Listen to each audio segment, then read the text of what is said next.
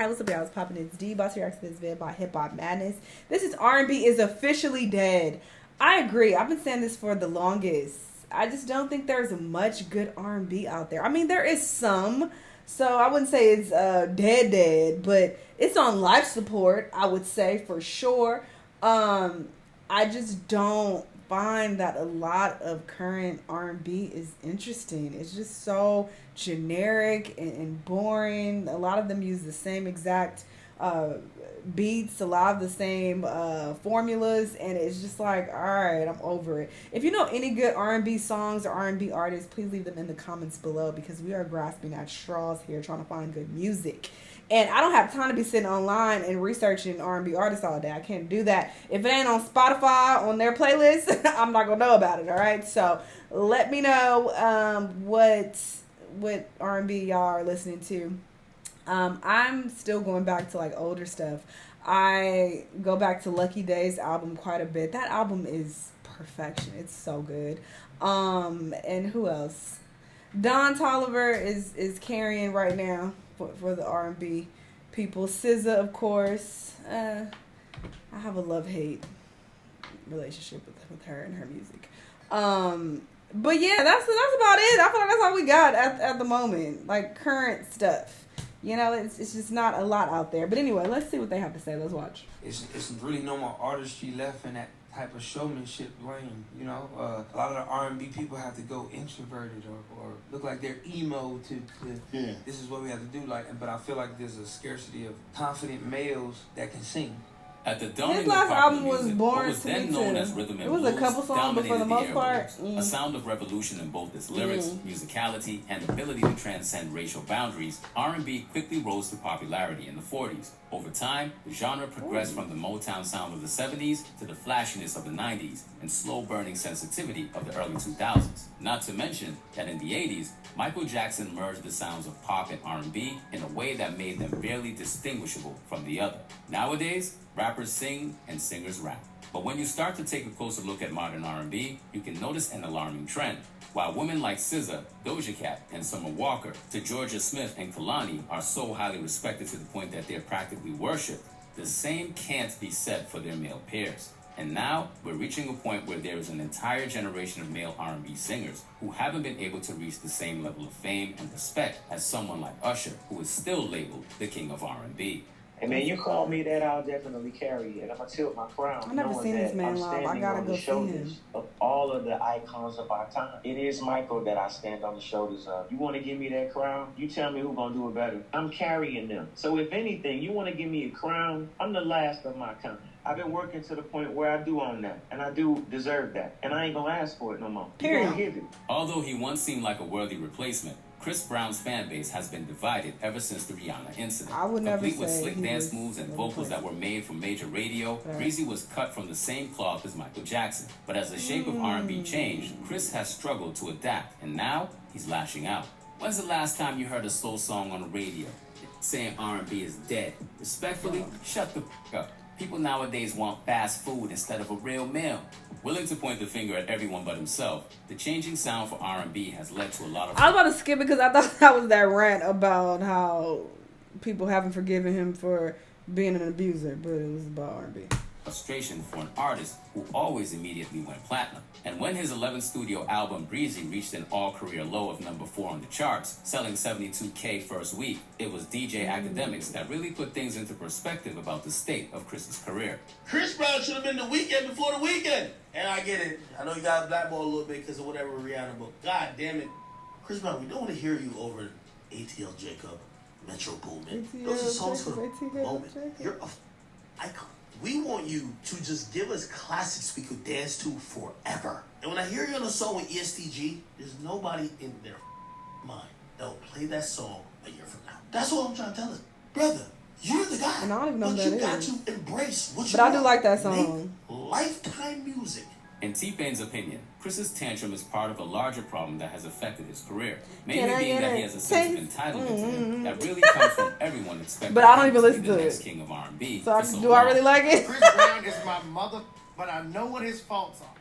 All right, so I want to talk hiding your Lisa me divide Damn, it's a long I hope they give you a bag. Money back guarantee. That said, let's get back to the video.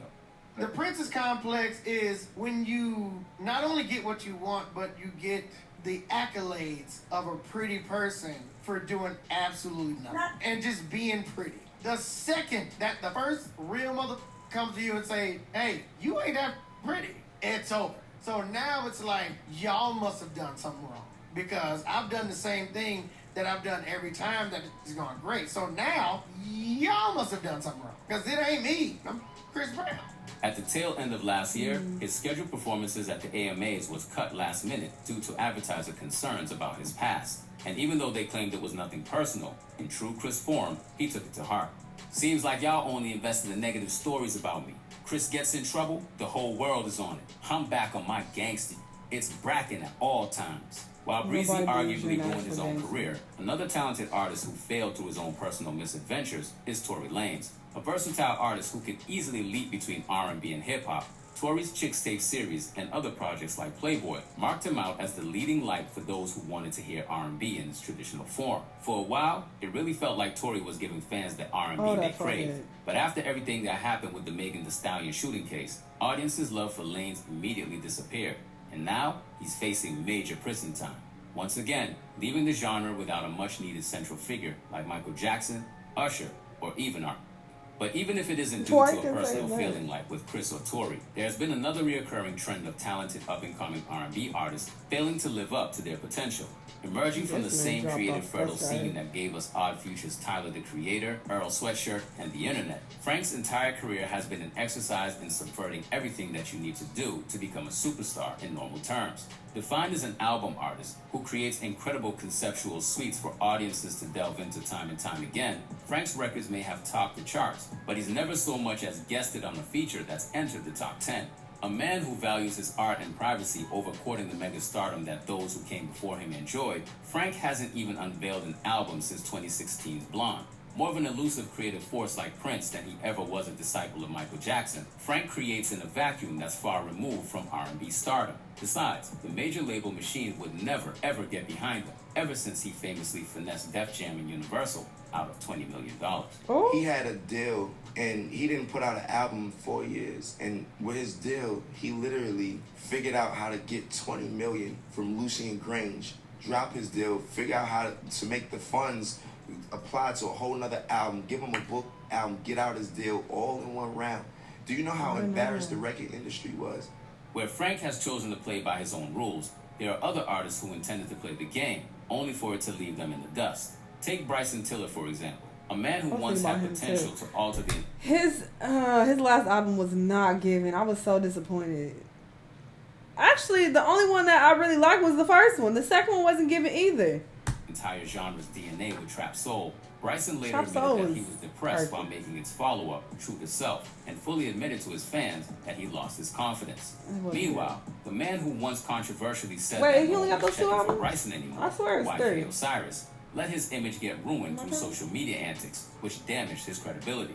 Carrying an inflated ego, which had him labeling himself as the king of R&B, even as his debut album, The Golden Child, topped out at number 90 on the billboards, YK's proximity to some of the biggest rappers in the game left him looking like a clown, with the likes of Lil Baby, Yachty, and Drizzy openly mocking him online.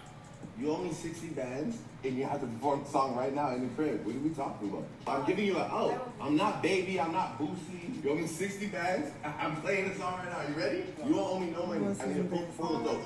While other artists within the New Jack Swing vein like Keith Sweat, Teddy Riley, and Bobby Brown created music with the charts in mind, one other issue that is plaguing male R&B is that it seems like a lot of its leading lights are more interested in creating their own world than they are aiming to dominate the charts. Case in point, Miguel, who used to command respect and adoration since the drop of his sophomore album, Kaleidoscope Dreams, has walked a strange path in that he was once at the top and then seemed to willingly step out of the spotlight. Being the subject of memes after he accidentally leg-dropped a woman from the stage, Miguel's music has become increasingly unapproachable in a way that suggests he has no intentions of being the marketable star that he was once groomed as. His 2017 album War and Leisure only reached number 9 on the Billboard charts, where he was used to being in the top 5 with his previous albums. Now, he hasn't been seen on the charts since 2020. By refusing to make commercial music, a divide was created between what he wanted to make and what his fans wanted to hear, which left him unable to recapture the buzz he first had. In recent years, this has been an issue for many prominent R&B artists. From Ty Dolla $ign to Black, Drum, and others, the music that they wish to make versus what's capable of driving sales are two totally different things. The Weeknd, whose signature sound was pursued by Drake for OVO, has also been deviating from the revolutionary sound that he originally created in 2015. Wildly imitated, but never replicated. It seemed like his moody and melancholy take on the SoundCloud have set the tone for modern R&B. Really, but instead, the Weeknd set his sights on something bigger, conquering pop, because, you guessed it, he had no intention of giving fans exactly what they expected. Back in 2012, when I was continuing to do that kind of music, people were fed up with it. They were like, this is all he can do? He told Pitchfork. I owe it to myself to show the world how versatile I can be, because that's not all I can do. Why can't I try something that challenges me as an artist? I didn't have to learn, he said about writing pop songs. It's always been in me. I just had to be confident enough to let it out. Working with producers like Max Martin and Kanye West, I've learned to do certain things technically and make songs in different ways than I usually would, but it's always been in there. I'm a pop artist. You can put me in one category. Existing within his own lane, Brent Faiyaz seems to be winning on his own terms. Even while I like him, but his music is too toxic and it annoys me. Like, I can only listen to him in small doses and it's like, all right, nigga. Desire to be labeled as the next face of R&B. Even more impressively, his debut album Wasteland landed at number 2 without him sacrificing his independence. And much like many others who briefly saw success before Brent has no need to pander to what audiences expect from an R&B singer. It's funny because today Puffy tweeted out something like "Who killed R&B?" and it always seems like a conversation around challenging the state of R&B, like this, what's going on now, meet the standards of the past, of the '90s and the 2000s and stuff like that. Maybe they weren't technically considered. People that wouldn't classify me as R&B artists. There's people that's like, that ain't R&B, that ain't what I know. And if that's the case, then I guess not. I personally don't live and die by no damn genre. I really don't care. If you think it's R&B music, cool. If you don't think it's R&B music, cool. I just be making music. People love it. In Brent, and to a lesser extent Steve Lacy, we see that R&B today has become less of a playground for the romantic playboys of the past and more of a place for experimentalism. Now, the idea of a heartthrob like Usher or Omarion is out of date, and the artistry is everything. So while it might mean that the R&B as we once knew it is true. Nobody dead, care about there are worse things to have than an overwhelming amount of creativity. It's like, look, can you provide a good song or not? That's all we care about. We don't care that you find them up. Congratulations. Well, the women people care, but for the men, it's just like, anyway, what this music sounding like. But yeah, it sucks the state that we're in as far as R&B goes. I just don't feel like it's hitting, at least for me personally. I mean, there are people who are just like, I love this artist and that artist, and R&B is thriving right now. I don't personally agree, for sure.